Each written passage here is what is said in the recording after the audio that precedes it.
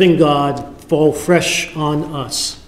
Spirit of the living God, fall fresh on us.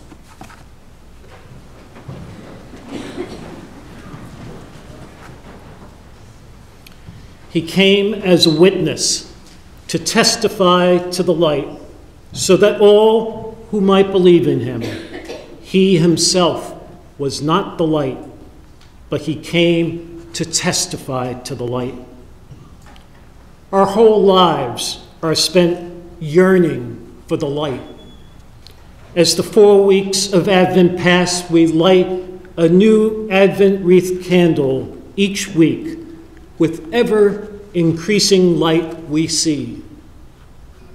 One of the favorite traditions of this congregation is singing Silent Night on Christmas Eve, with all the lights in the church out and only our candles glowing in the dark.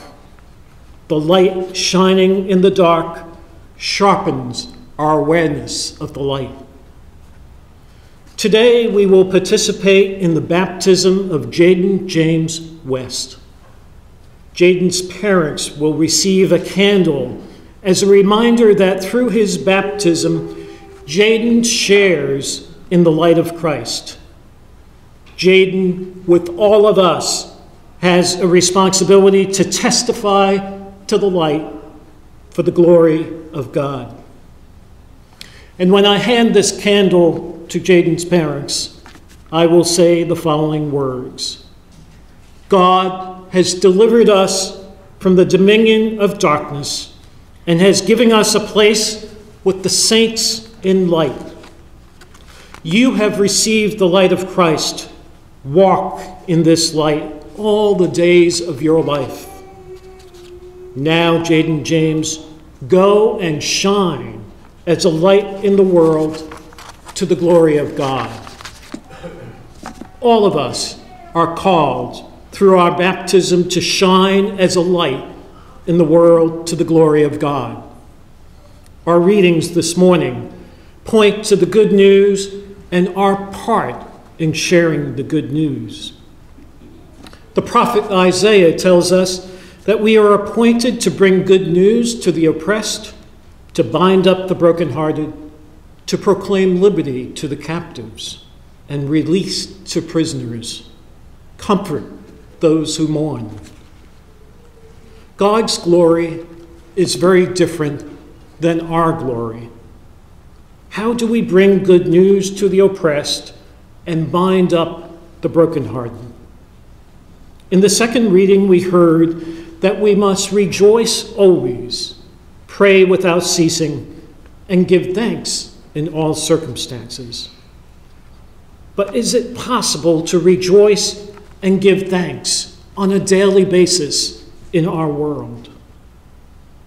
As I reviewed just some of the news this past week, I find it a struggle to rejoice and to be grateful.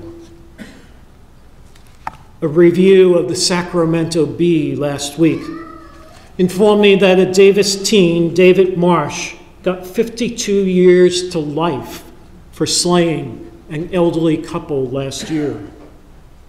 There was the release of the torture report. The stock market took a significant drop. There's unrest in the major cities across our nation in the streets. 17 people died in a landslide in Indonesia.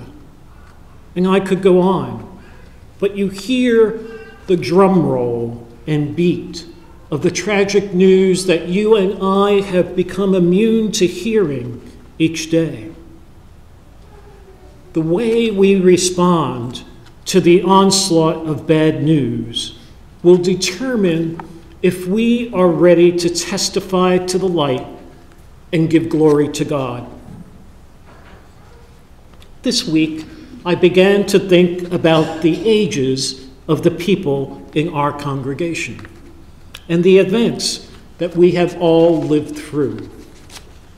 Some of our members have lived through the Great Depression in 1929, the Second World War when people were forced to ration, the 50s with the fear of polio, the 60s and 70s that brought a dramatic change in family values.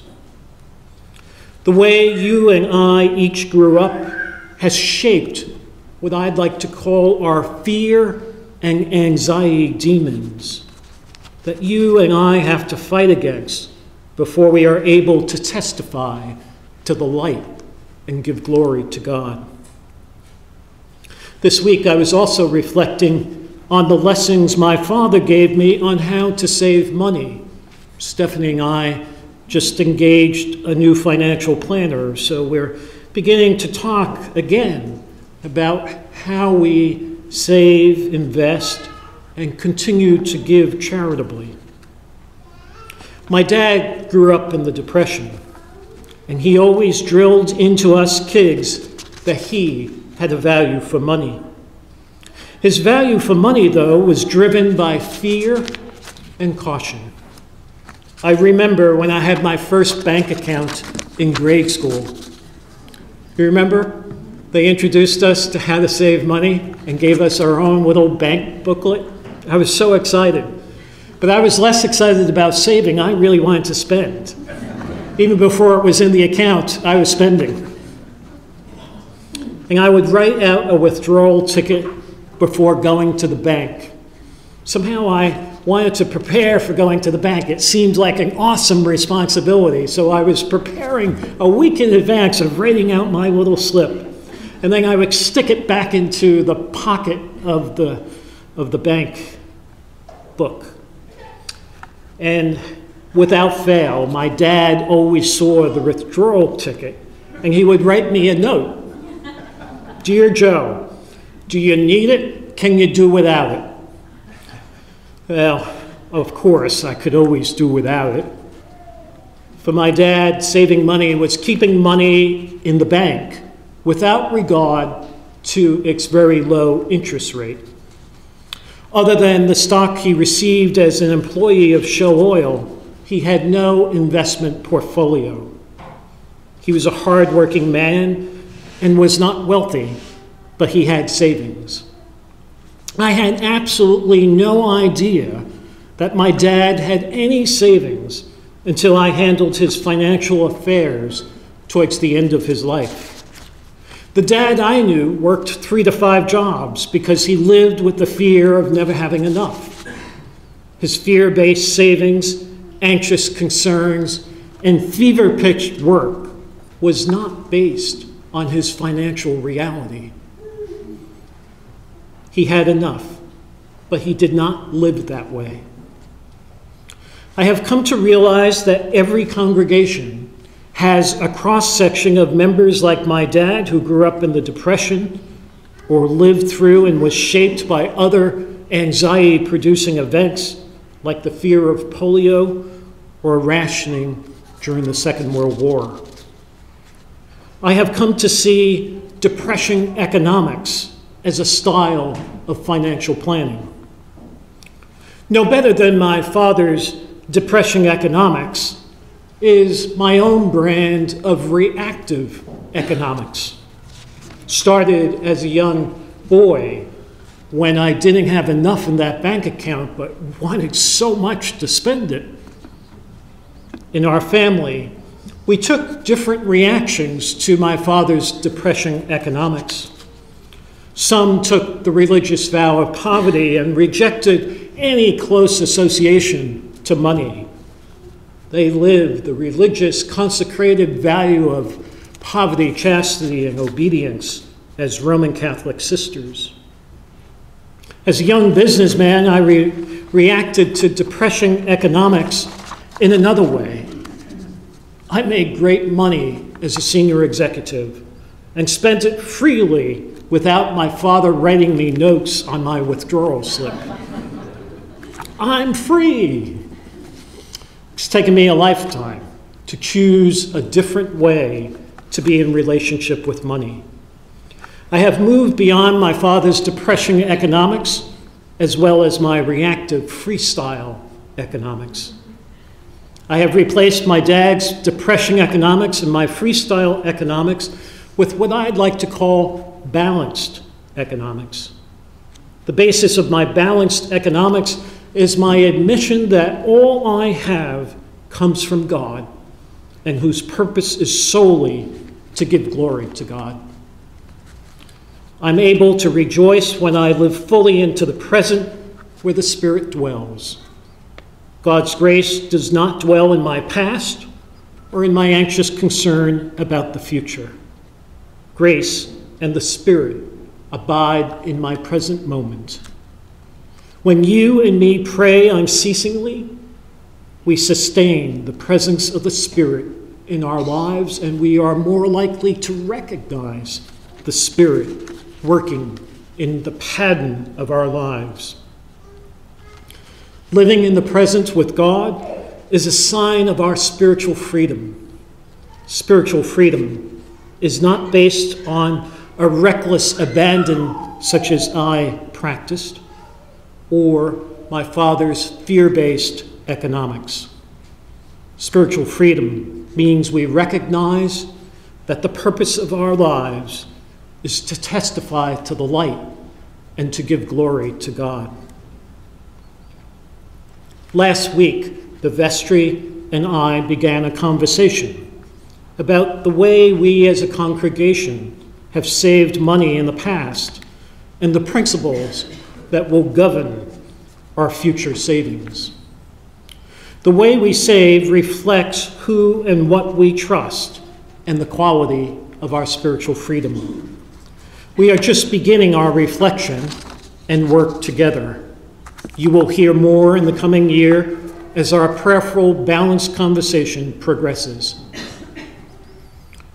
In our Ignatian Spirituality and Autobiography class, we have been learning about Ignatius of Loyola and his first principle and foundation that begins the 4-week silent retreat. Ignatius of Loyola tells us that our whole life is to be oriented towards the praise, reverence, and service of God. In other words, our whole life is to be oriented to testifying to the light, to give glory to God. God offers us all the gifts of creation in order to assist us in our praise, reverence, and service to God. In our individual and congregational lives, we are to use the gifts of creation insofar as they help us to praise, reverence, and service God. And in the words of Ignatius, we are to rid ourselves of our attachments to the gifts of creation if any part of creation impedes our ability to praise, reverence, and serve God. And continuing in his words, therefore we make ourselves indifferent to all creation and to all God's gifts. And through our indifference, we aspire to balance through the Spirit's call and God's grace. As far as we are concerned, and these are challenging words you will hear from Ignatius, as far as we are concerned, we should not prefer health to sickness, riches to poverty, honor to dishonor, a long life to a short life. The same principle holds true for all things in our individual and congregational lives. We are indifferent. Ignatius's word is indifferent. We are indifferent because in all things we are confident in the purpose that is our purpose before God, to testify to the light and to give glory to God. Ignatius concludes, our one desire and choice should be what is more conducive to our praise, reverence, and service to God. Ignatius's first principle and foundation offers you and me a spiritual practice to avoid depression economics and freestyle economics. Through this spiritual practice, we are able to rejoice in the gifts of the day, all of which come from God. Those gifts we desire and bring us great joy, and those gifts that sometimes come with struggle. Our joy is sustained when we are able to celebrate God's glory rather than our own glory. To live in this way means we always have enough, and to be convinced that we have enough and not live out of anxiety. To live in this way means we are spiritually free to serve others, for we are confident that God will care for our needs. When we free ourselves of our own anxieties and fears about having enough, then we are ready to be available to those who God sends us to serve. It is a far more relaxed way to live when we celebrate the glory of God in our lives.